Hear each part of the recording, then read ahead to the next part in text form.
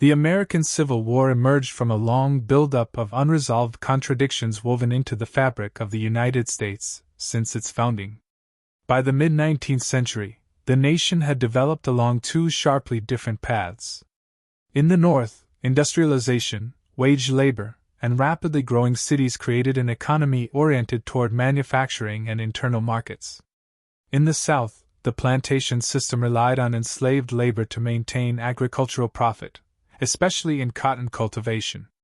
These divergent systems were not just economic differences, they shaped opposing political interests, social hierarchies, and deeply rooted moral views. As the country expanded westward, every new territory raised a fundamental question: would slavery be allowed to spread, or would it be restricted and eventually fade? Each attempt to compromise postponed conflict but hardened sectional identities. Tensions increased as early political agreements began to fail. The Missouri Compromise had drawn a temporary line between free and slave regions, but it did not settle the dispute over slavery's future. The Compromise of 1850, intended to maintain balance, inflamed national debate through the Fugitive Slave Act, which required citizens in free states to assist in the capture of escaped slaves. Northern resistance grew, while Southerners saw refusal to enforce the law as proof that their rights were being ignored. The attempt to let settlers decide slavery's fate in the Kansas-Nebraska Act further destabilized national politics. Instead of producing peaceful democratic choice, it triggered violence as pro-slavery and anti-slavery groups flooded Kansas to influence the outcome. The conflict revealed that legislative compromise was no longer enough to contain the issue. The judicial branch deepened the crisis when the Supreme Court delivered the Dred Scott decision. By ruling that African Americans could not be citizens and that Congress had no authority to ban slavery in the territories, the court invalidated previous compromises and pushed the nation closer to confrontation. Many in the North viewed the ruling as an overreach that threatened free states as well, while Southerners welcomed it as confirmation that their interpretation of the Constitution was correct. Political parties fractured under the strain. The Whig Party collapsed, and the newly formed Republican Party gained momentum by opposing the expansion of slavery, a position unacceptable to most Southern leaders. The widening ideological divide made cooperation nearly impossible. By 1860, national politics had become so polarized that the presidential election reflected two incompatible visions of the future. When Abraham Lincoln won without any support from Southern electoral votes, many Southern states interpreted the outcome as proof that they had lost influence in the Union.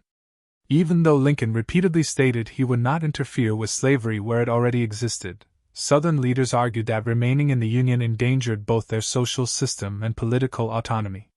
South Carolina seceded first, followed by several other states, forming the Confederate States of America with Jefferson Davis as president. Secession conventions framed their departure as a defense of slavery and state sovereignty, revealing the core motivations behind the split.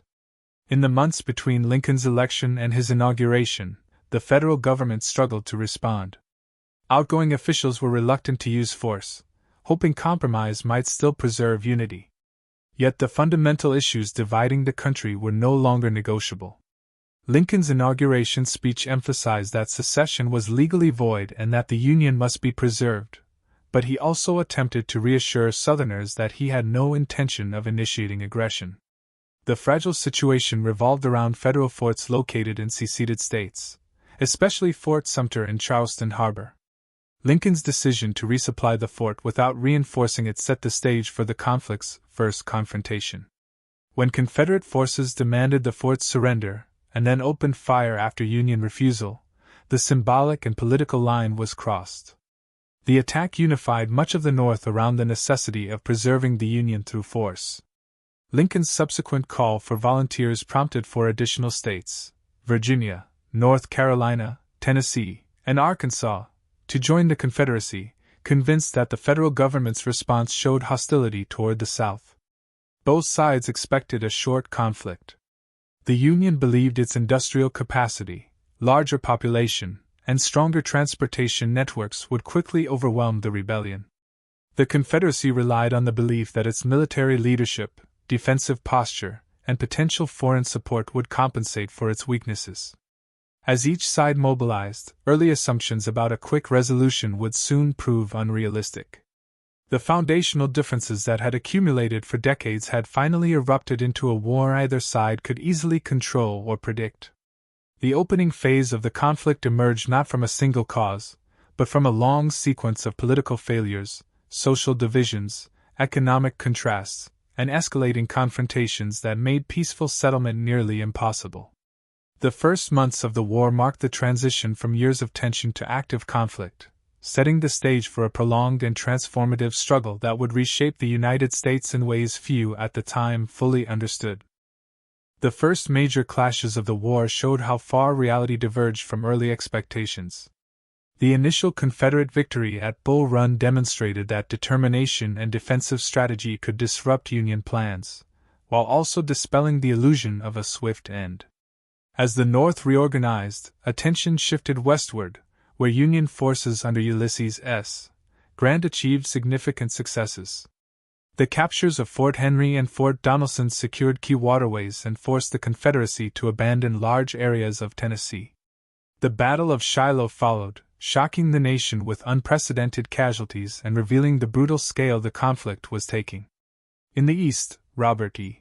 Lee's command of the Army of Northern Virginia brought the Confederacy a series of defensive triumphs, raising Southern morale and challenging Union political confidence. By mid-1862, the war's purpose began to expand beyond restoring the Union. Lincoln recognized that weakening the Confederacy required striking at its labor system, which sustained its economy and military operations. His decision to issue the Emancipation Proclamation was shaped by both moral conviction and strategic calculation. However, he needed a military success to justify such a shift. The Battle of Antietam provided that opportunity, halting Lee's first invasion of the North. Although the fight ended without a decisive tactical victory, it allowed Lincoln to announce the preliminary proclamation, warning that enslaved people in rebelling states would be declared free if those states did not return to the Union. When the final Emancipation Proclamation took effect on January 1, 1863, it changed the character of the conflict. While it did not immediately free all enslaved individuals, it gave Union armies a clear mandate to undermine slavery wherever they advanced. The decision discouraged European powers from recognizing the Confederacy, as supporting a slaveholding rebellion became politically untenable. It also paved the way for the enlistment of African American soldiers, whose participation strengthened Union manpower and added powerful moral symbolism to the war effort. The struggle for national unity now carried the additional weight of ending slavery, transforming the conflict into a broader fight over the future identity of the United States. The year 1863 produced pivotal developments that shifted the balance of power.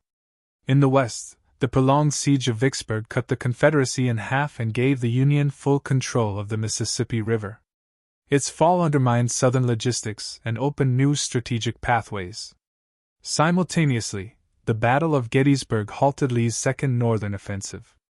The Confederacy suffered losses it could not easily replace, and although the Union did not immediately capitalize on the victory, it marked a turning point by ending Confederate hopes of forcing a negotiated settlement through a decisive invasion. These combined setbacks weakened Southern morale and highlighted the growing advantage of Northern resources. As the war entered its later years, Union strategy evolved into a coordinated campaign designed to pressure the Confederacy on multiple fronts. Lincoln elevated Grant to command all Union armies, giving him authority to implement a strategy of continuous engagement. Grant focused on wearing down Lee's forces through sustained offensives across Virginia, resulting in costly battles at the Wilderness, Spotsylvania, and Cold Harbor. These engagements demonstrated the grim reality of entrenched warfare yet forced Lee into a defensive posture that gradually constricted Confederate options. Farther south, William Tecumseh Sherman launched operations aimed at crippling the Confederacy's ability to continue fighting. His advance through Georgia resulted in the capture of Atlanta, a blow that boosted Northern political support for Lincoln during the 1864 election. Sherman's subsequent march to the sea targeted infrastructure essential to Southern supply and communication systems. While not aimed at civilians, the destruction of railroads, factories, and military assets eroded the Confederacy's capacity to sustain resistance. His movements through the Carolinas further intensified pressure on remaining Confederate forces. By early 1865, the Confederacy faced exhaustion on every level. Its armies were depleted, transportation networks damaged, and civilian populations strained by shortages.